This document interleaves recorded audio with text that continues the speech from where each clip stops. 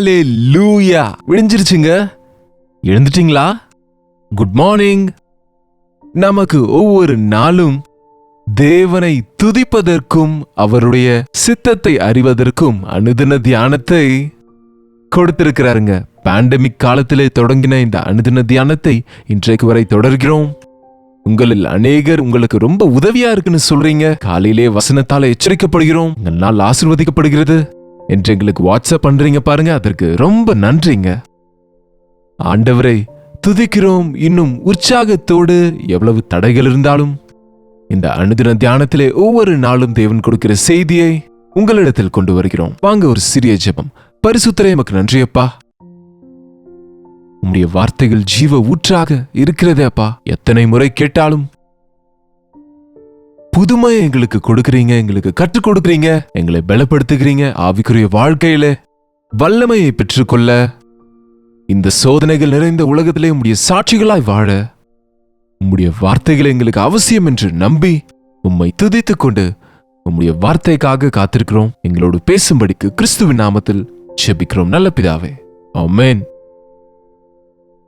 தேவனுக்கு ஸ்தோத்திரம். இந்த பேண்டமிக் டைம்ல இருந்து கொடுக்கக்கூடிய இந்த தேவ செய்திகளை, தேவன் கொடுக்கிற வார்த்தைகளை உங்களுக்கு கொடுத்து கொண்டிருக்கையில் எல்லா சப்ஜெக்ட்ஸும் கூட கவர் பண்ணி கொண்டிருக்கிறோம். சிலர் வேதத்தின் தொடக்கத்திலிருந்து சொல்லுங்கன்னு கேட்கிறாங்க. ஆண்டவருக்கு சித்தமானால் வருகிற காலத்தில் அதை செய்ய வேண்டும் என்று எனக்கும் ஆசை இருக்கிறது. ஆனா ஒரு நாள் கேட்கிறவங்க இன்னொரு நாள் கேட்காவிட்டால், அந்த கண்டினியூட்டி இல்லாவிட்டால் அந்த பைபிள் தியானத்தை அதிலிருந்து அவங்க முழு நன்மையை பெற முடியாதாகவே நானும் காத்திருக்கிறேன். நீங்க ஒருவேளை நிச்சயமாக ஒவ்வொரு நாளும் இந்த அனுதின தியான நிகழ்ச்சியை நாங்க தவறாமல் பார்க்கிறோம் என்று சொல்ல முடிந்தால், நிச்சயமாக ஒரு நாள் வேதத்தை ஆதி ஆகமத்திலிருந்து அல்லது மத்தேயுவின் சுவிசேஷத்திலிருந்து தொடங்கி ரெகுலரா பைபிள் ஸ்டடி செய்யவும் ஆவலோடு இருக்கிறேன். நீங்க கவனிங்க, நான் ஒரு விஷயத்தை கற்றுக் கொடுக்கிறேன். அநேகர் சாட்சியம் கொடுக்கறாங்க. இதற்கு முன்பு நாங்க சர்ச்சஸ்க்கு போகிறவங்க இல்ல, ஆலயத்துக்கு போக வேண்டும் என்கிற விஷயத்தை நீங்க அழுத்தி சொல்லுவதனாலே அது எவ்வளவு அவசியம் என்று நீங்க தெரியப்படுத்துகிறதுனாலே நாங்க சர்ச்சஸ்க்கு போக தொடங்கிட்டோம். இன்னும் பெரிய சாட்சி என்னவென்றால், முன்பு நாங்க சர்ச்சில் உட்கார்ந்து விட்டு வந்து விடுவோம். ஆனால் இப்பொழுது தேவ ஊழியத்தில் பங்கு பெற வேண்டும், ஊழியத்திலே பங்கு பெற வேண்டும், சபை ஊழியத்தில், சுவிசேஷ ஊழியத்தில் நாங்களும் வேலை செய்கிறோம்னு சொல்லுகிறாங்க. பாருங்க, இதற்காக நான் தேவனை எவ்வளவோ துதிக்கின்றேன். இன்னொரு விஷயத்தை உங்களுக்கு திரும்ப திரும்ப சொல்லுகிறேன். நீங்க வாரத்துக்கு 2 முறை ஆவது நீங்க உபவாசம் இருந்து ஜெபிக்க வேண்டும். உங்களுடைய ஆலயத்துல உபவாச ஜெபம் இல்லாவிட்டால் நீங்க உங்க ஊழியக்காரங்களை ரெக்வெஸ்ட் பண்ணுங்க. யாரும் வரமாட்டாங்க, அதற்காக நிறுத்திவிட்டோம்னு ஊழியக்காரங்க சொல்லுவாங்க.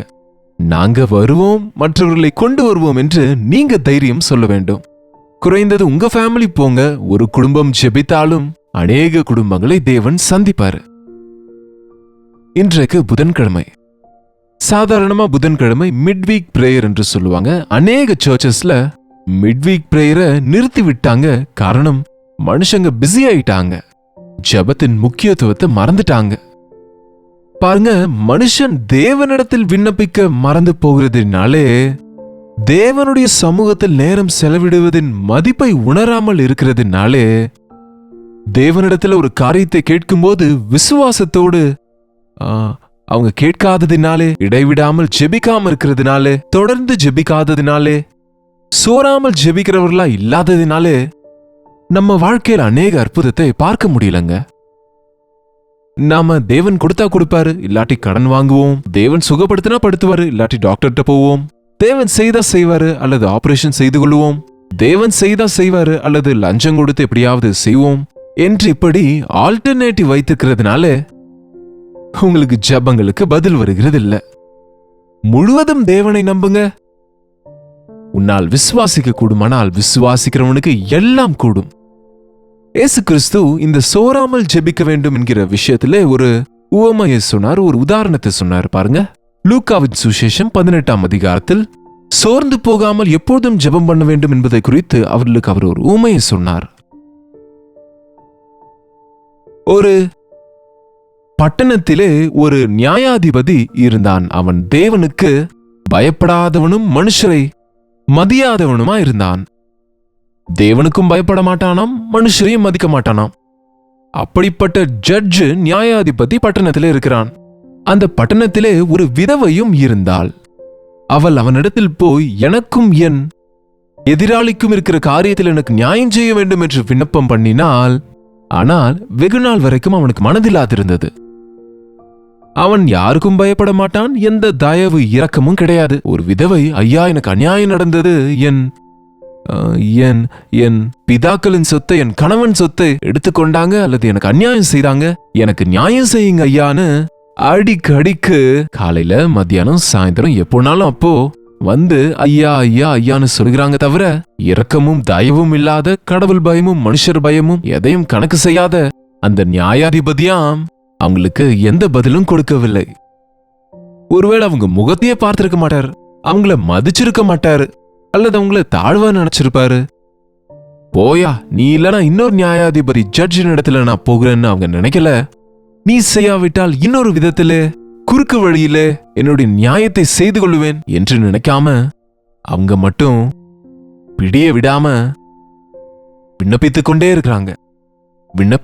இருக்கிறாங்க. ஐயா ஐயா ஐயா, எனக்கு நியாயம் செய்யுங்க ஐயா, எனக்கு நியாயம் செய்யுங்க ஐயா, எனக்கு நியாயம் செய்யுங்க ஐயா, எனக்கு வேற வழி இல்ல ஐயா, எனக்கு வேற யாரும் இல்ல ஐயா, எனக்கு நீங்க தான் உதவி செய்யணும் ஐயா என்பது போல அந்த நியாயாதிபதியின் இடத்துக்கு போயிட்டு இருந்தாங்களாம். இப்படி அவங்க செய்து கொண்டிருக்கும் போது ஒரு நாள் அந்த கடினமான நியாயாதிபதியின் உள்ளம் கரைந்து போய், பின்பு அவன், நான் தேவனுக்கு பயப்படாமலும் மனுஷரை மதியாமலும் இருந்தும் இந்த விதவை என்னை எப்பொழுதும் தொந்தரவு செய்கிறபடியினால் அவள் அடிக்கடி வந்து என்னை அலட்டாதபடி இவளுக்கு நியாயம் செய்ய வேண்டும் என்று தனக்குள்ளே சொல்லிக் கொண்டான்.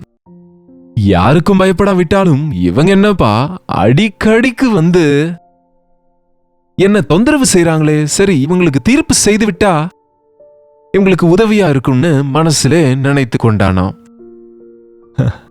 உண்மையாங்க, ஒரு அநியாயக்காரனாகிய நியாயாதிபதி, தேவனுக்கு பயப்படாதவன், மனுஷங்களுக்கு பயப்படாதவன், பணத்தையே விரும்புகிறவன் கூட அடிக்கடிக்கு அவனை தொந்தரவு செய்ததுனாலே அவங்களுக்கு நியாயம் செய்ய வேண்டும் என்று நினைத்தான்.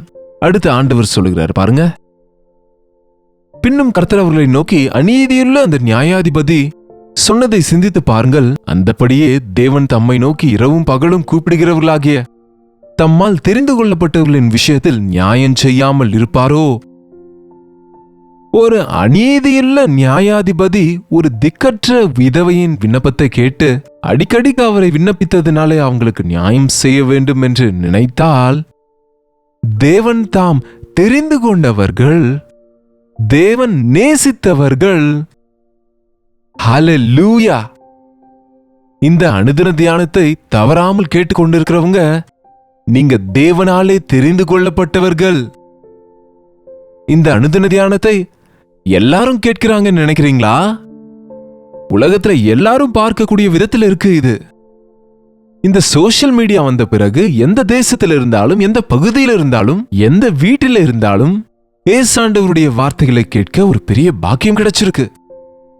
அதற்கு முன்பு ரேடியோல, அதுக்கு பின்பு டிவியில, அந்த டைம்ல மட்டுமே கேட்டால்தான் அங்க வசனத்தை கேட்க முடியும். ஆனா இப்போ எப்போ 24/7 யூடியூப்ல, ஃபேஸ்புக்ல உங்களுக்கு தேவனுடைய வசனம் கிடைக்கிற விதத்துல இருக்கிறது.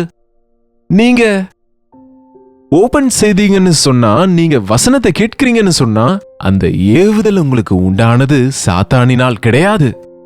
அந்த ஏவுதல் உங்களை நேசிக்கிற ஆண்டவராலே உண்டாகுது. ஏனென்றால் யூடியூப்ல குப்பையா எவ்வளவு விஷயங்கள் இருக்குல்ல, ஈர்க்கக்கூடிய விதத்துல இருக்கிறதா இருக்குல்ல. அதையல்லாமல் தேவனுடைய வார்த்தையை நீங்க பிரவுஸ் பண்ணீங்க என்றால், நீங்க கேட்க நினைக்கிறீங்கன்னா, தேவன் உங்களை தெரிந்து கொண்டிருக்கிறார்.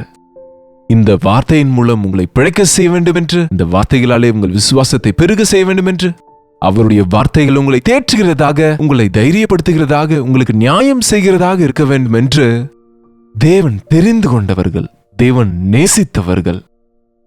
நீங்க யாரும் எனக்கு தெரியாதுங்க, உங்களில் அநேகரை எனக்கு யாருன்னு தெரியாது. ஆனா தேவனுடைய அன்பு நிமித்தம் நீங்கள் தேவனாலே தெரிந்து கொள்ளப்பட்டவங்க, தேவனுடைய ஆறுதல் வேண்டியவர்கள், தேவனுடைய அன்பை பெற வேண்டியவர்கள் என்று ஆவியானவர் கொடுத்த ஏவுதல் நிமித்தம் ஆண்டவர் கொடுத்த வார்த்தையை உங்களிடத்தில் கொண்டு வரும்போது நீங்கள் விசுவாசத்திலே பலப்பட்டால், தேவன் தெரிந்து கொண்ட நீங்கள் விண்ணப்பித்தால், இரவும் பகலும் அவரை நோக்கி கூப்பிட்டு கொண்டிருக்கையிலே, எப்போனாலும் அப்போ எங்கனாலும் அங்கே, இயேசுவே எனக்கு நியாயம் செய்ய மாட்டீங்களா? இயேசுவே எனக்கு உதவி செய்ய மாட்டீரா? என் பிள்ளைய மாற்ற மாட்டீங்களா? என் குடும்பத்தை ரட்சிக்க மாட்டீரா? இந்த வியாதியிலிருந்து, இந்த கடனிலிருந்து என்னை விடுவிக்க மாட்டீரா என்று நீங்க நிஜமா விசுவாசத்தோடு ஜெபித்தால் உங்களுக்கு நியாயம் செய்ய மாட்டாரா? அநீதியுள்ளவனே நியாயம் செய்யும் போது நியாயமுள்ள தேவன் சம்பந்தமில்லாத நியாயாதிபதியே விதவைக்கு நியாயம் செய்யும் போது நம்மை நேசித்து உயிரை கொடுத்த ஆண்டவர் நாம அவரிடத்துல கேட்டால் கொடுக்க மாட்டாராங்க? நாம் அவரை கூப்பிட்டால் கேட்க மாட்டாரா?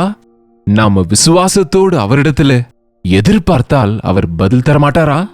தருவாரு. அதற்குதான் ஜெபம் அவசியம். ஜெப நேரம் 1 to 1ங்க. முகமாய் தேவனோடு பேசுங்க. எல்லார் நடுவிலும் செய்கிற ஜெபம் வேறு, எல்லாரோடும் செய்கிற ஜெபம் வேறு. உன் அறைக்குள்ளே சென்று உன் கதவை பூட்டி ரகசியத்தில் இருக்கிற உன் பிதாவினிடத்தில் ஜெபி என்று வசனம் சொல்லுகிறது. ஆமாங்க, உங்க பிரச்சனைகள், உங்க இருதய பாரங்கள் தேவ சமூகத்தில் இறக்கும்படிக்கு நீங்க முழங்காலிட்டு தேவ சமூகத்தில் விசுவாசத்தோடு உங்க கஷ்டங்களை சொன்னால், அவர் உங்களுடைய ஜெபத்தை கேட்டு உங்களுக்கு நன்மை செய்வாரு, உங்களுக்கு நியாயம் செய்வாரு, உங்களை அவர் சுகப்படுத்துவாரு, உங்களை தேற்றுவாரு, உங்களை சந்தித்து ஆசீர்வதிப்பாரு. நிஜமா ஜெபம் செய்கிறவங்க ஆசீர்வதிக்கப்படுவாங்க. தேவனை நோக்கி ஜெபிங்க.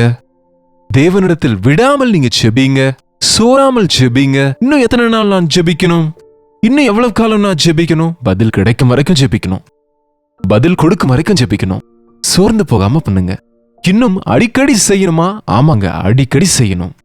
காலையில, மத்தியானம், சாயந்தரம் செய்யணும். நாளுக்கு 7 முறை தாவீது போல தேவனை துதித்து கொண்டு ஜெபிக்கணும். நாளுக்கு 3 முறை முழங்காலில் தானியேலை போல ஜெபிக்க வேண்டும். இடைவிடாமல் ஜெபிக்கணும். இயேசுவின் மேல விசுவாசத்தோடு ஜெபிக்க வேண்டும். அற்புதங்கள் நடக்கும் உங்க வாழ்க்கையில. வேண்டாம்னு அவசியம் இல்ல. சுகம் வேண்டுமென்றால், நன்மைகள் வேண்டுமென்றால், மனுஷர் செய்ய முடியாத அசாத்தியமான காரியங்கள் நடக்க வேண்டுமென்றால் அது ஜெபத்தின் மூலமே சாத்தியமாகும். தேவன் இடைப்பட்டால்தான் வெற்றி. தேவன் தலையிட்டாதான் நியாயம் நடக்குங்க. தேவன் நமக்கு நியாயமானதை செய்வதற்கு, தேவன் நமக்கு நன்மையானதை கொடுக்க எப்பொழுதும் ஆயத்தமா இருக்கிறார். அவர் அநியாயம் செய்கிறவர் அல்ல. தேவன் நமக்காக கொண்டிருக்கிற திட்டங்கள் எல்லாம், அவர் நினைத்திருக்கிற நினைவுகள் எல்லாம் நன்மைக்கு தான் தவிர தீமைக்கு ஏதுவானவைகள் அல்ல. சோர்ந்து போகாதீங்க. பதில் வரலன்னு எத்தனை நாள் ஜெபிக்கணும், இன்னும் எவ்வளவு காலம் ஜெபிக்கணும் என்று கசந்து கொள்ளாதீங்க. நீங்க ஜெபத்தில தான் ஜெபத்தை கற்றுக்கொள்ளுவீங்க. ஜெபத்தில் தான் நீங்க விசுவாசத்தில் வளருவீங்க. உங்கள் ஜெபங்கள் தான் பரிசுத்த ஆவியானவர் உங்களை சகல சத்தியத்திலும் நடத்த வாக்கு கடங்காத பெருமூச்சுகளோடு ஜெபிப்பதற்கு நீங்க ஜெபத்தில் தான் ஆயத்தமாவீங்க. என்னுடைய அம்மா என் அப்பாவின் ரட்சிப்புக்காக 12 வருஷங்கள் ஜெபித்தாங்க. சோராமல் ஜெபித்தாங்க. அவர் மாறாவிட்டாலும், அவங்களை இன்னும் கஷ்டப்படுத்தினாலும் இன்னும் விசுவாசத்தோடு ஜெபித்தாங்க. ஒரு நாள் வந்தது, அற்புதமா என் அப்பாவை ஆண்டவர் மாற்றினார். என் தாயின் ஜெபம் என் தகப்பனை மாற்றினது. அந்த மனைவியின் ஜெபம் அந்த கணவனை ரட்சித்தது. அவங்க 2 பேரும் சேர்ந்து ஜெபிக்க தொடங்கினாங்க. அவங்க 2 பேரும் 3 மாதங்கள் ஜெபித்தாங்க. அவங்க ஜெபம் என்னை மாற்றினது, ஒரு ஊழியனாக செய்திருக்கிறது. தாய்மாரே, சோர்ந்து போகாம ஜெபிங்க. தகப்பன்மாரே, உங்க பிள்ளைங்களுக்காக சோராம ஜெபிங்க.